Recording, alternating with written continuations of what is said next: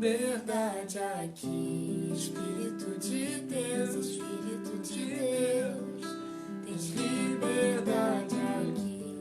Espírito Santo, Espírito Santo, tens liberdade aqui. Espírito de Deus, Espírito de Deus, tens liberdade aqui. Espírito Santo, Espírito Santo, eu sou tua casa, tua morada, eu sou teu lar. Mude as coisas de lugar, eu sou tua casa, tua morada, eu sou teu lar. Mude as coisas de lugar.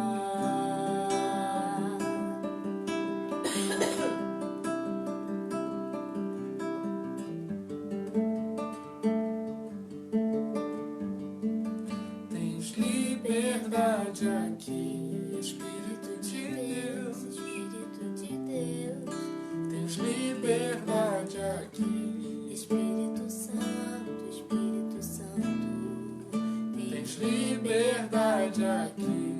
Espírito de Deus, Espírito de Deus, tens liberdade aqui. Espírito Santo, Espírito Santo, eu sou tua casa, tua morada, eu sou teu lar. Mude as coisas de lugar, eu sou tua casa, tua morada, eu sou teu lar. Mude as coisas de lugar.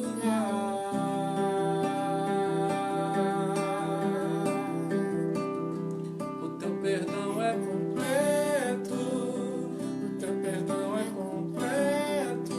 Ele sara minha alma, ele sara minha alma. O teu perdão é completo, o teu perdão é completo. Ele sara minha alma, ele sara minha alma.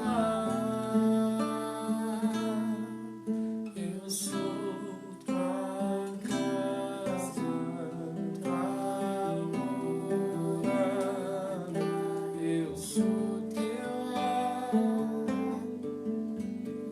Mude as coisas de lugar.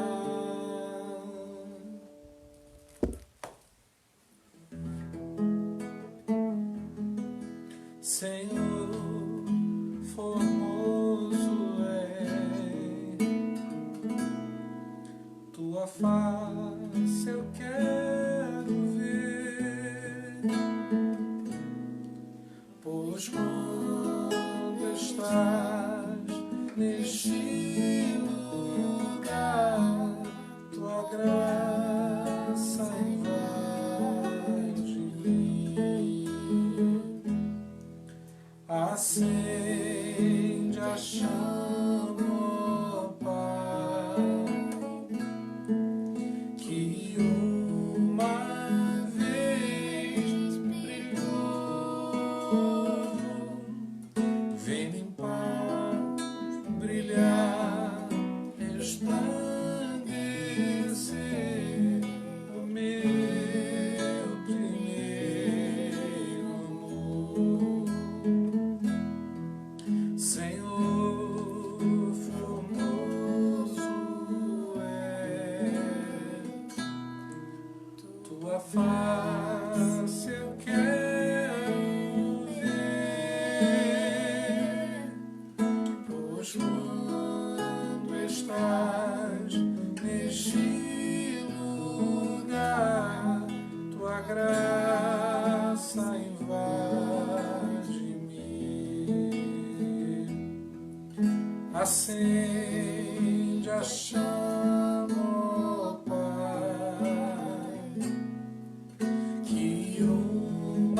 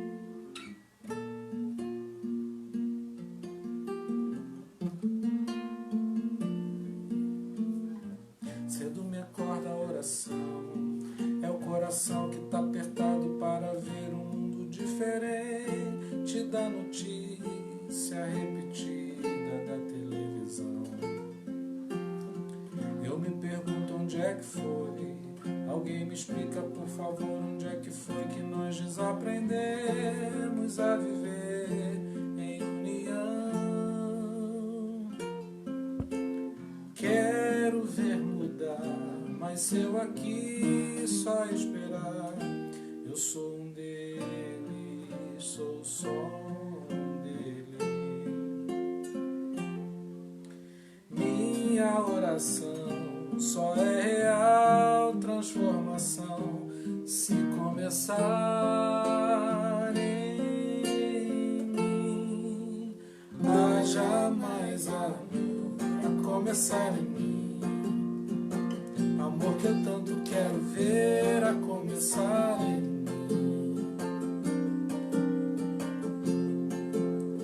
Quem me perceber, que antes possa me reconhecer e descrever em teu amor.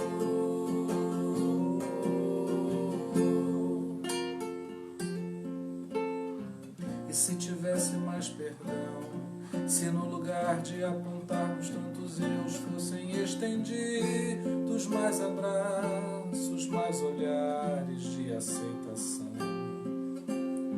Se não mais tanto tempo em vão, se nosso bem mais precioso não faltasse quando pra ouvir, pra entender o meu irmão.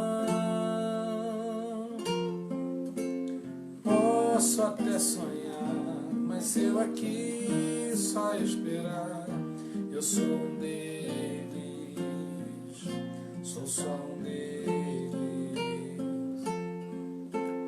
Minha oração só é real transformação se começar em mim.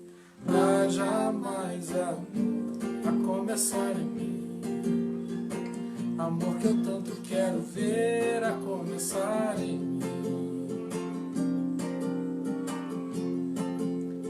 Quem me perceber, que antes possa me reconhecer, me descrever em teu amor.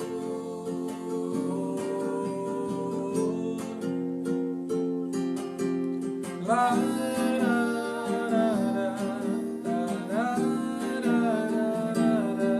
a começar em mim. Lá,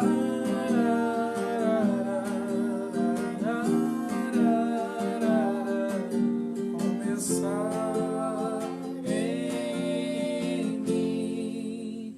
Quem me perceber, que antes possa me reconhecer, me conhecer em teu amor. Quem me perceber, que antes possa me reconhecer, me descrever em teu amor.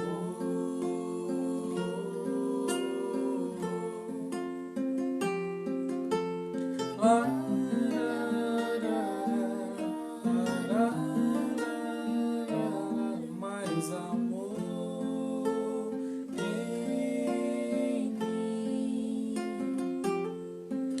Mais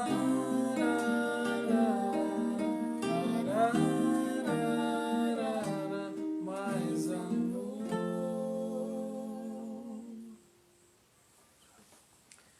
A começar em mim, que cada um de nós possa dizer isso. A começar em mim, haja mais amor. A começar em mim, haja amor.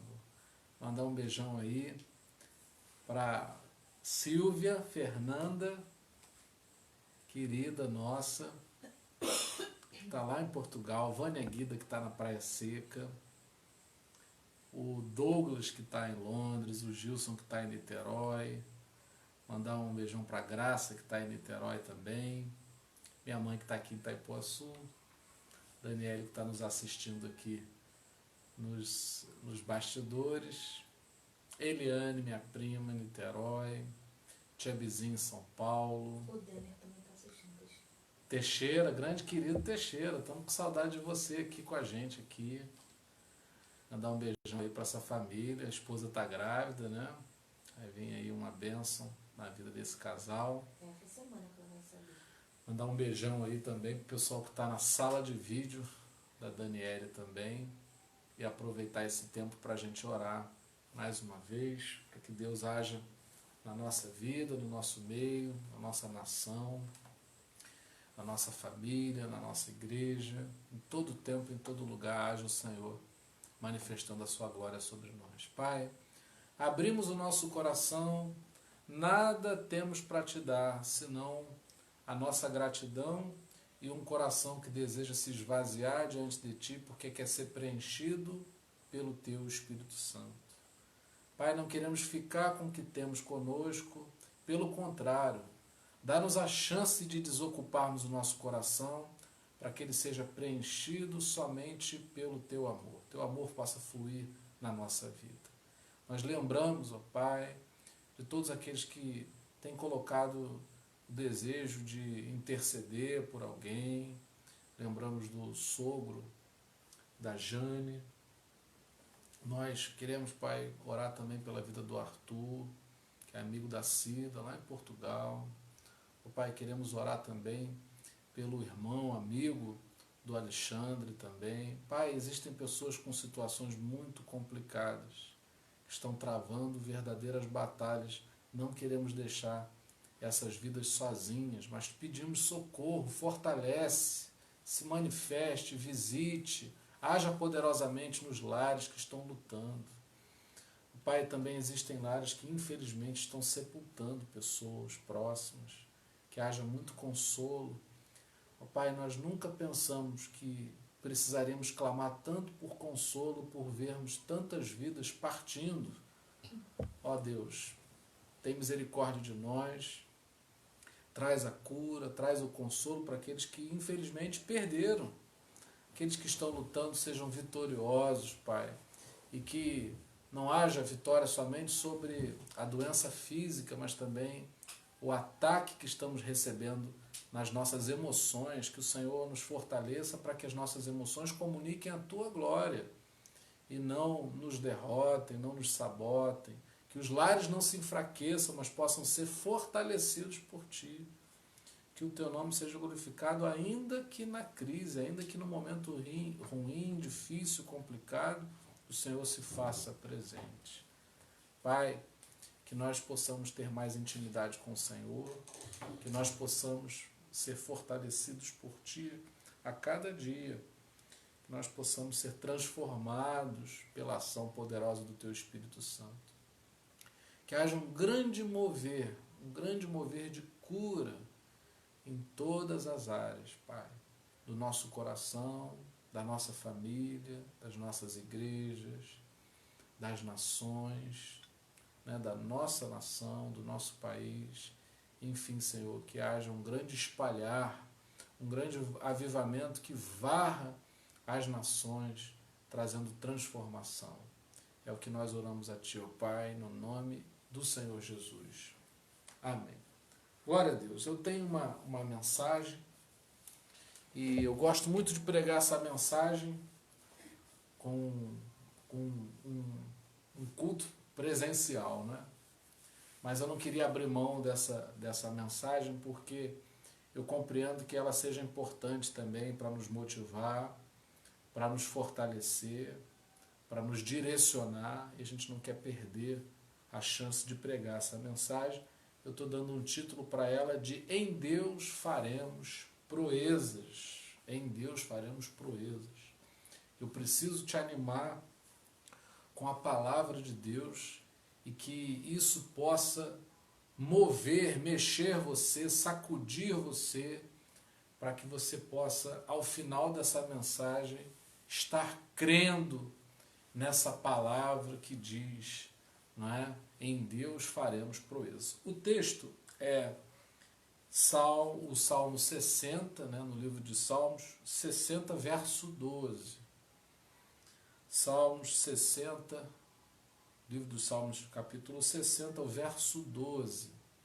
Vou dar um beijão aí para Simone e para o Marcelo Coyote.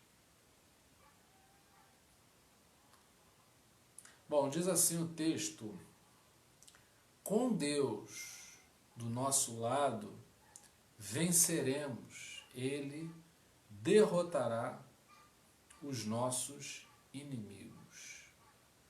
Pai, fala conosco através da Tua palavra. Nós queremos a edificação que somente o Teu Espírito traz ao nosso coração quando nós nos abrimos para isso. Estamos abertos, queremos receber a porção que o Senhor tem para a nossa vida, que ela nos alimente, que ela nos direcione, que ela nos ensine o caminho e como temos que fazer essa jornada. Nós oramos no nome do Senhor Jesus. Amém. Bom, o texto fala sobre derrota de inimigos. E aí a primeira pergunta que eu preciso fazer para que a gente não distorça o que nós estamos recebendo é: quem são os nossos inimigos? Quem é que são os teus inimigos? Eu me lembro de uma experiência que eu tive, engraçada, curiosa, instigante, através de um colega de trabalho. A gente estava voltando do Rio, ele recentemente tinha se mudado para Niterói, e aí nós voltamos juntos do trabalho. E naquela época eu participava de um movimento dentro das barcas. Todo dia, na barca que saía do Rio para Niterói, às 6h12, eu não sei quem está aí que lembra disso, havia ali um grupo de irmãos que se sentavam na frente, né, num lugar reservado, e a gente cantava louvores até chegar em Niterói. Então eu participei durante um tempo, quando eu trabalhava no Rio, e aí quando conseguia sair do trabalho, eu estava ali 6h12, depois até me empenhei bastante em conseguir sair para chegar, porque comecei a participar mais ativamente com aquele grupo ali. E aí, um dos dias, esse meu amigo que como passou a morar em Niterói, ele ouviu os louvores, né? E aí, quando a gente chegou em Niterói, ele fez uma pergunta tão curiosa, que se tornou muito importante para mim, porque me passou eu passei a me interessar para perceber sobre essa questão dos inimigos. Ele me perguntou: André, vocês se dizem povo de Deus, vocês se dizem um povo pacificado, semeiam essa paz, mas que tanto inimigo é esse que vocês têm? A gente, naquele dia, talvez cantou alguns louvores que falassem, né, de vitória contra inimigos, de lutar contra inimigos, e falou assim: que tanto inimigo é esse que vocês têm? E aí a gente conversou e aquilo mexeu comigo, não é? E aí eu tive certeza, tive muita convicção de que os inimigos, os nossos inimigos, não são pessoas, não é? Os nossos inimigos são pensamentos, são sentimentos, são vontades que vão militar contra a nossa fé em Jesus. E eu não sei se tem alguém aí que se lembra, eu preguei essa mensagem tem uns 2 anos, e eu fiz uma lista, né, e chamei no altar as pessoas, segundo essa lista que eu escrevi, sobre inimigos que a gente tem. Eu propus alguns, não é?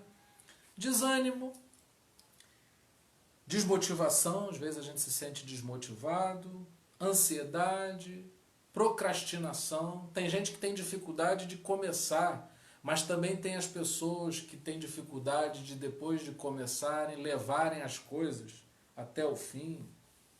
Impulsividade, medo, ódio, cansaço, decepção, carnalidade, falta de perdão, egoísmo, dificuldade de se relacionar com as pessoas, lembranças do passado, às vezes são tremendos inimigos na nossa caminhada, orgulho, o luto, não é?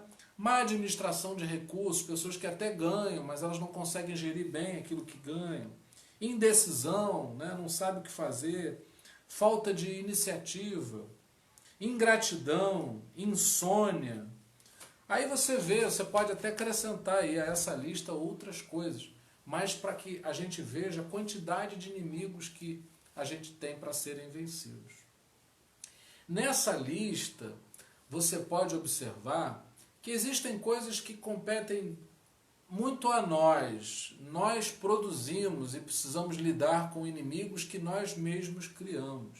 Porém, existem situações que não dependem, não tiveram início conosco, mas temos que lidar. Por exemplo, luto. A gente não quer perder ninguém, mas depois que a gente perde, se instala algo nas nossas emoções que precisa ser ultrapassado. Cada um tem um tempo de luto, na perda de um pai, na perda de um filho. Eu não consigo nem imaginar a perda de um filho, mas existem pessoas que tiveram que enfrentar e que enfrentam esse inimigo. É uma coisa que milita contra a fé cristã, milita contra a fé no Senhor Jesus. Então, se eu ler na Bíblia sobre inimigos, eu não posso atribuir essa titulação, não posso dar esse atributo a pessoas, mas eu preciso identificar na minha vida, isso é vital na terapia de Cristo, você identificar que pensamentos, que vontades, que sentimentos que vão militar contra a minha fé em Jesus. Não lute contra ninguém, lute contra pensamentos que depõem contra a tua fé em Jesus, lute contra vontades que vão quebrar a tua comunhão com Deus. Enfim, a gente sabe essas coisas. É só parar e refletir, e com toda certeza o momento que a gente tira no nosso dia, no nosso tempo, para ter um tempo com Deus, é um momento que a gente pode se aplicar a isso. Poxa, o que está atrapalhando a minha fé? O que está me impedindo de ter mais intimidade com Jesus? A gente vai identificar. Esses são os inimigos. Com Deus do nosso lado, venceremos. Ele derrotará os nossos inimigos. Então, essa com certeza é uma palavra de coragem para você. Ele vai derrotar os seus inimigos. Você só não pode falhar na identificação de quem são os inimigos. Não são pessoas. Não é a sogra, não é o coitado do pastor, não é o fulano que te deve. Nada disso é seu inimigo. Não é? Os nossos inimigos são esses que depõem, que atrapalham, que nos impedem de ter mais intimidade com o Senhor. Bom, a gente alcança a vitória, né? A gente faz proezas, mas a palavra deixa claro que isso só acontece quando nós estamos em Deus. Então, um segundo ponto importante, depois que eu identifico quem são os meus inimigos, é que eu preciso compreender que na carne eu não consigo vencer os meus inimigos. Tem muita gente que faz uma força, tem muita gente que se dedica e com muita força de vontade tenta lutar contra alguns inimigos e perde. E com essa derrota até mesmo se frustra. Então eu quero que você perceba que eu consigo identificar os meus inimigos. Se eu não conseguir, o Espírito Santo generosamente revela quem são os nossos inimigos. Depois eu preciso compreender que na carne eu não tenho condições de vencer esses tais inimigos identificados. E depois eu preciso compreender o seguinte: o que é estar em Deus? O que é estar em Deus? Porque se eu falhar nisso, eu posso achar que estou em Deus e vou estar na carne. Se eu estiver na carne, não vou ter condições de vencer os inimigos. Se eu não vencer os inimigos, eu vou me sentir enfraquecido, fragilizado, vulnerável, não é? Entristecido, frustrado, perdido, desesperado, não é? Então a gente precisa discernir quem são os inimigos, precisa saber que não é na carne, é em Deus, e precisamos também discernir sobre o que é estar em Deus. E aí eu propus 3 coisas, e aí acredito que se você identificar alguma outra coisa, são desdobramentos dessas 3 coisas sobre as quais eu desejo falar nessa noite. Oração, palavra e comunhão entre os irmãos. A oração, ela reflete um jeito de pensar. A maneira como você ora reflete a maneira como você pensa. Por exemplo, se eu achar que o meu inimigo não é um pensamento, não é um sentimento, não é uma vontade, mas é uma pessoa, eu vou chegar ao ponto de dizer para Deus: Deus, faça justiça contra fulano de tal. É uma oração. Eu posso levar esse assunto em oração, porém, eu não estou discernindo que a maneira como eu estou pensando não reflete a maneira, o padrão de Deus. Então, até para orar, a gente precisa da ajuda de Deus, a gente precisa da ajuda do Espírito Santo. Então, quem ora precisa refletir sobre a sua maneira de pensar.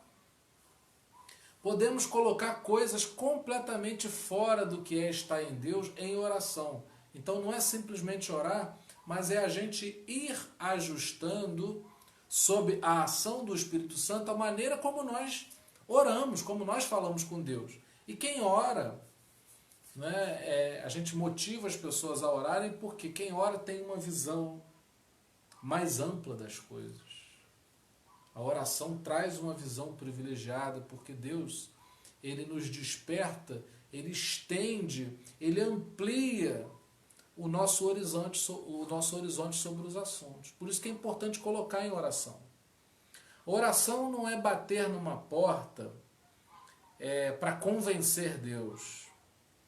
É permitir que Deus entre pela porta do nosso coração para trazer um entendimento que nós não alcançamos a respeito das coisas. Porque Deus sabe de todas as coisas, nós não. Quando oramos, passamos a tomar conhecimento das coisas em Deus. Então, quando a Bíblia fala de bater e abrir-se-vos-á, é porque o nosso entendimento ele vai sendo alcançado pela revelação de Deus à medida que a gente vai orando. A oração tem o poder de pacificar o nosso coração. A gente ora e aquele espírito de guerra ele vai sendo desmontado e o nosso coração, muitas vezes, beligerante, vai dando lugar a um coração pacificado. Então a oração tem esse poder. A oração ela vai comunicando para o nosso coração os planos de Deus. Então eu vou tendo acesso a isso à medida que eu falo com Deus. Então isso motiva, não é? Porque toda vez que você busca Deus através da oração, Ele vai trazendo para você planos que Ele tem, e à medida que você vai tomando conhecimento dos planos de Deus, isso vai te dando forças para viver. Saber que Deus tem planos e tomar conhecimento desses planos é algo que me entusiasma, que me direciona a orar, não é? Que me traz alegria, que me traz esperança. Uma outra coisa que a oração faz, ela quebra estados negativos. Às vezes você está de um jeito, emocionalmente falando, e não se sente nem em condições de orar.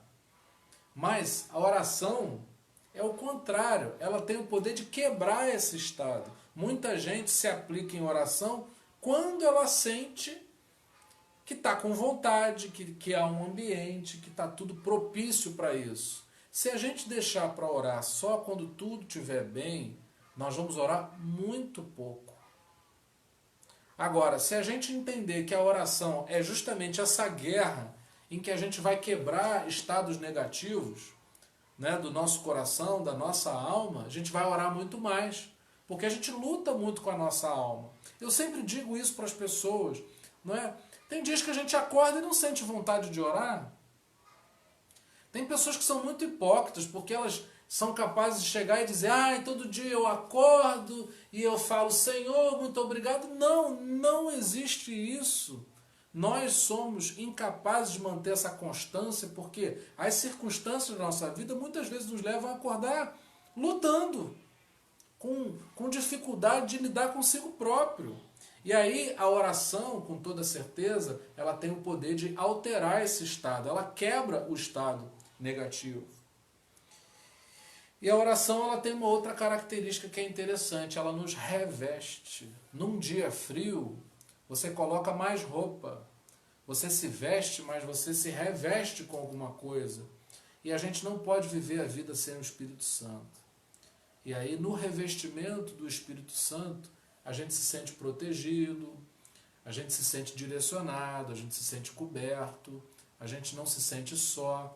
Então a gente ora, e a oração ela tem uma série de ações poderosas para nos conduzir a essa jornada. Tudo isso que nós estamos falando é para que a gente ao final possa dizer: em Deus faremos proezas. O que são proezas? Proezas, imagina aí algo que é muito difícil de ser realizado. É uma proeza. Pois é, Deus está disponível, disposto, desejoso de que eu e você façamos proezas. E aí eu estou dando toda essa volta, estou contornando todo esse assunto para que a gente se aplique nisso e que possa experimentar na nossa vida essa condição de fazermos proezas. Não é na nossa carne, não é atribuindo inimizade a pessoas, mas a sentimentos, pensamentos e vontades, e é compreendendo com toda certeza o que é estar em Deus. Eu me lembro de uma experiência que eu tive que me marcou muito sobre oração. Eu, durante alguns anos, eu dirigi um culto à tarde na igreja. E eu tinha muitas senhoras nesse culto porque, por ser à tarde, isso facilitava o deslocamento de irmãos que não queriam ir num culto à noite, por ser mais perigoso, a cidade, não é? E aí eu tinha uma irmã que tinha 91 anos. E ela falou para mim: olha, eu tinha muita dificuldade de vir ao culto à tarde porque, por causa de um medicamento que eu tomo, eu sentia sono e dormia na hora do culto. E ela se incomodou com aquilo e foi orar. E ela falou assim: olha, Deus me deu uma estratégia depois que eu comecei a orar. Eu tomo remédio depois que eu saio do culto. Então, eu já não adormeço mais para ouvir a palavra. Quando eu ouvi isso, eu pensei: se uma pessoa de 91 anos, agora com mais idade, tem essa coragem, essa ousadia de ir até o altar de Deus, buscar o Senhor em oração, porque ela quer ouvir a palavra, eu tenho certeza que não há limites. Você consegue compreender, você entende que essa senhora com 91 anos, ela fez uma proeza. Com 91 anos, muito sinceramente, a gente pode dar desculpas, não é? Olha, eu não vou ao culto e não vou ouvir a palavra porque eu tomo medicamento e durmo. Quem é que seria capaz de confrontar uma pessoa de 91 anos que apresenta uma limitação física para assistir uma mensagem? Mas ela não pensou assim. Ela não se sentiu vítima da sua situação e procurou a oração.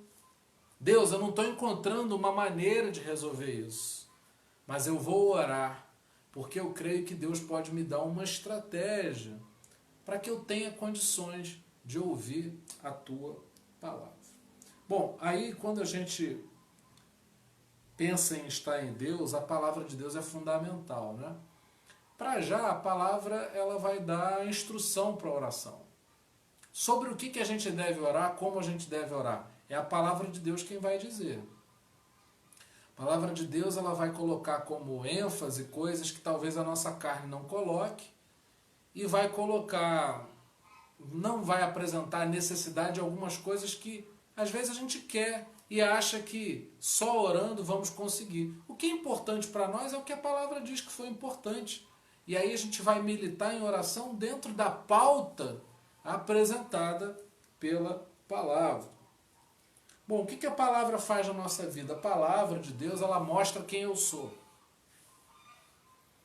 A palavra de Deus é que mostra como nós estamos, quem nós somos e, graças a Deus por isso, mostra também quem Deus é. Porque se a gente só soubesse quem nós somos de verdade, a gente ia ficar triste. Mas o que nos dá esperança é que, sabendo quem Deus é, a gente crê na incidência dessa luz de Deus sobre nós e que vai nos transformando. Por isso que a gente está aqui em nome da terapia de Cristo, né? Porque a terapia de Cristo vai mostrar como eu estou, mas como Jesus pode me tornar. E é isso que me dá esperança, né? Sabermos aquilo que podemos nos tornar. no Senhor Jesus. Então a palavra, e a palavra ela retorna como um espelho. A gente está praticamente sem sair de casa, não é?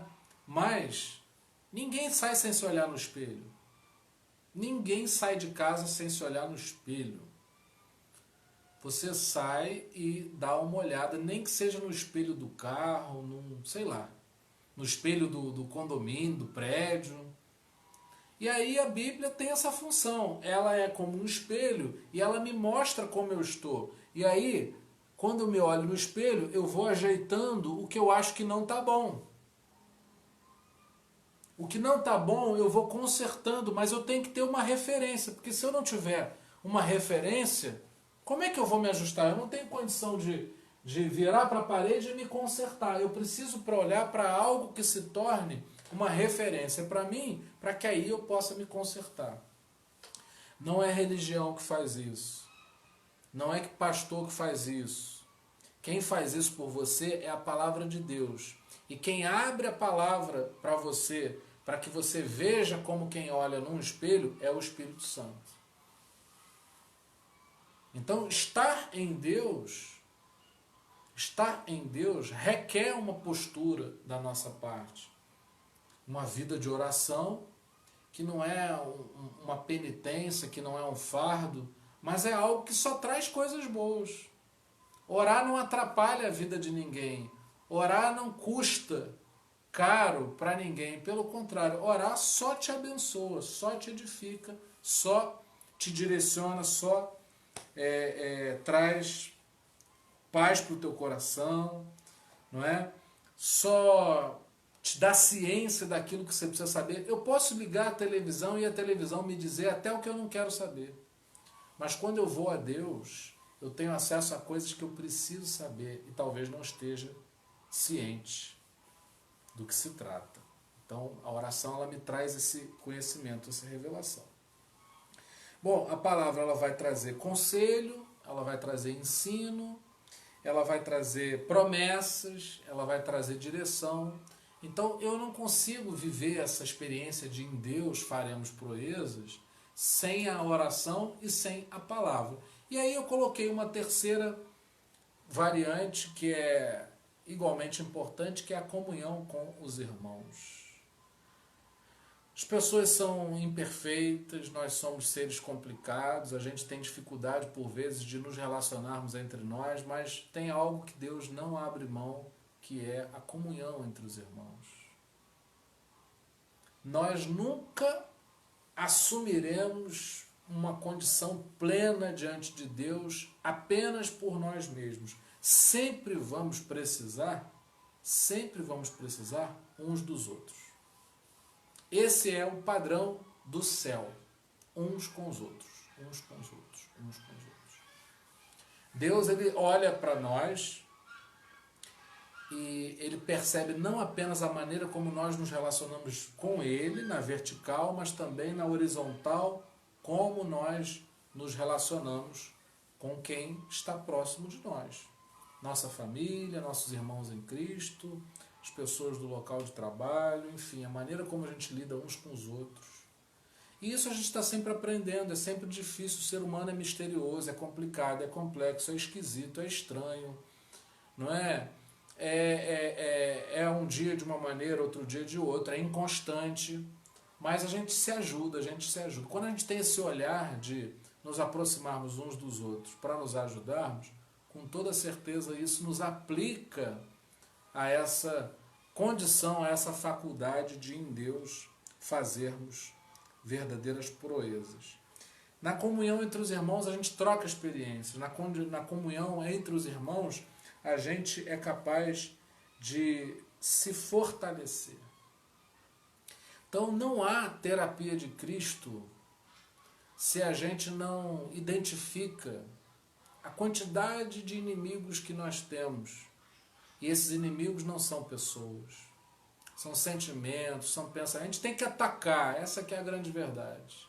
O que está acontecendo com você?